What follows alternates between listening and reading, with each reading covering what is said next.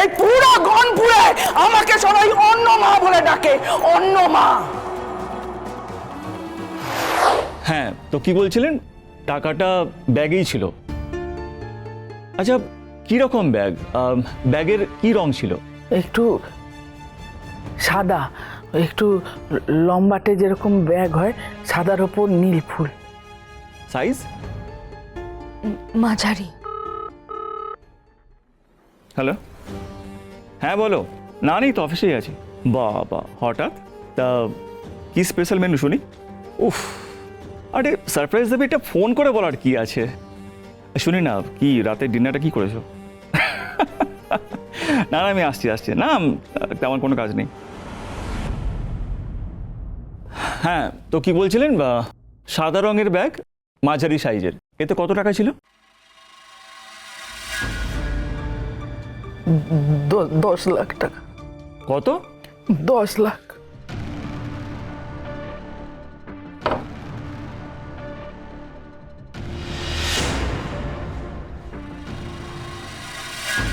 আপনারা দুজন মহিলা মিলে ব্যাগে 10 লাখ টাকা নিয়ে, সঙ্গে কোনো পুরুষ মানুষ ছিল না?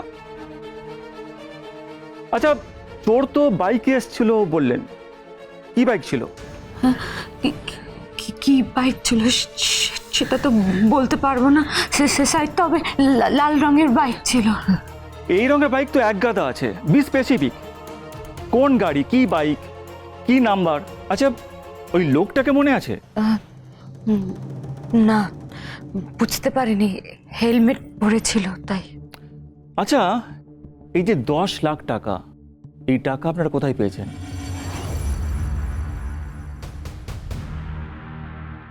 কিটা জিজ্ঞেস করছি আপনাদেরকে, এতগুলো টাকা পেলেন কোথায়? টাকা পড়েছে বলে কি? হ্যাঁ, তবে রে এখনই চেঁচেছিস? হ্যাঁ, পুলিশকে কি ভাবছিস? মুখে ভাবছিস?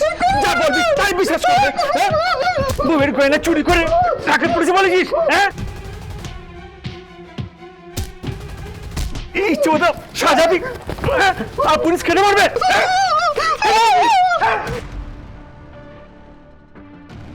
আর আপনারা বসুন। আর বলবেন না, এই রোজকার ব্যাপার এগুলো। এই দেখুন, মারতে মারতে ঘড়িটাই ভেঙে গেল। ভুলভাল কেস সাজিয়ে থানায় আসবে, নাটক করবে। হ্যাঁ, আপনার কি যেন বলছিলেন? আপনি যদি আমাদের খোয়া যাওয়া টাকাটা একটু উদ্ধার করে দেন। খোয়া যাওয়া? এই যে বললেন চুরি হয়েছে, আবার এখন বলছেন খোয়া গেছে? না মানে ওই মানে চুরি যাওয়া আর খোয়া যাওয়া দুটো একই ব্যাপার? আপনাদের দেখে তো মনে হয় না যে 10 লাখে কতগুলো শূন্য হয়, সেটাও আপনারা জানেন। তো আমাকে জানতে হবে না এই টাকার সোর্স কি? কোথা থেকে পেলেন এতগুলো টাকা? ওই টাকাটা আমার স্বামী আমাকে দিয়েছে। স্বামী? তো ডাকুন স্বামীকে, ফোন করুন। না, ওনাকে ডাকতে পারবো না, সেটা সম্ভব নয়। কেন? উনি আমাদের সঙ্গে থাকেন না। আরে বাস, বর সঙ্গে থাকে না, এদিকে 10 লাখ টাকা দিয়ে দিল। আপনি কি কোনো নতুন বর জুটিয়েছেন নাকি মাসিমা? হ্যাঁ, সব কি বলছেন আপনি? ও আচ্ছা, তার মানে প্রথম বরের আবার নতুন করে ভালোবাসা জেগে উঠেছে। পুরনো সেই সব দিনের রঙিন কথাগুলো মনে পড়ছে নাকি মাসিমা? তাহলে 10 লাখ টাকা তো একেবারে এমনি ধরাবে না। আপনি আমার মায়ের সাথে এভাবে কেন কথা বলছেন? এবার তো আপনাদের বলতে হবে আপনারা কি করেন, সংসার চলে কি করে, আয় কোথা থেকে হয়?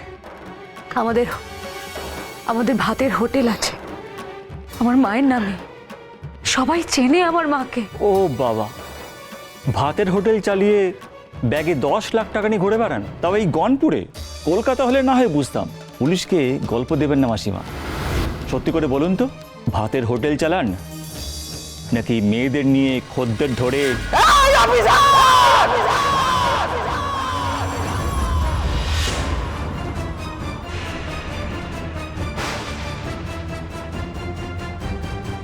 18 বছর আগে আমি আমার 3 মেয়েকে নিয়ে স্বামীর ঘর ছেড়েছিলাম। হাজার বিপদেও কেউ মাথা নোয়ায়নি। প্রত্যেকটা দিন মাথা উঁচু করে বেঁচেছি। এই পুরো গনপুরে আমাকে সবাই অন্য মা বলে ডাকে, অন্য মা।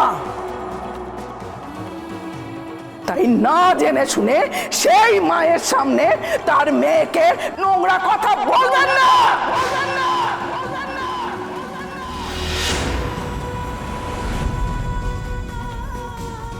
আমার মেয়েরা না আমার অস্তিত্ব, আমার গর্ব। তাই মিথ্যে অভিযোগ এনে তাদেরকে ছোট করার চেষ্টাও করবেন না।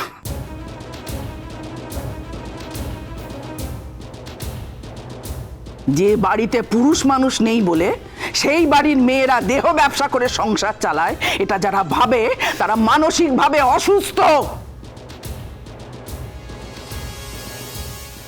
আপনি কিন্তু একজন অন ডিউটি পুলিশ অফিসারকে হুমকি দিচ্ছেন।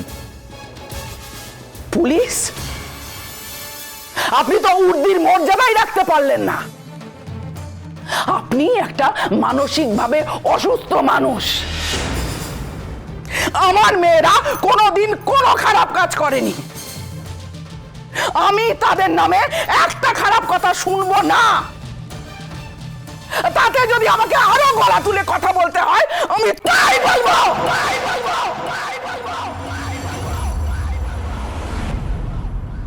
প্রতিদিন সকালে না আমি উনুনে আগুন দিয়ে সেই আগুনকে পুজো করি, তারপর আমাদের হাঁড়ি চড়ে, তাতে আমাদের পেট চলে। আমার মেয়েরা ওই আগুনের মতোই পবিত্র। আর একটা কথা জেনে রাখুন অফিসার, যে আগুন পেট চালায় না, সেই আগুন নিয়ে যদি খেলতে যান, সেই আগুন আপনাকে জ্বালিয়ে পুড়িয়ে শেষ করে দেবে।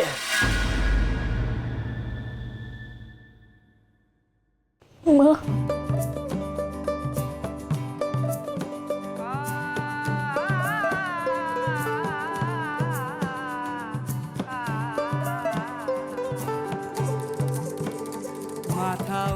তোমরা তো আছো, হ্যাঁ? তোমাদের সামনেই তো সবটা ঘটছে, তাই না? তোমরাই বলো, তোমাদের দেশে মেয়েদের কি সম্মান? বলো, উত্তর দাও, দাও উত্তর দাও।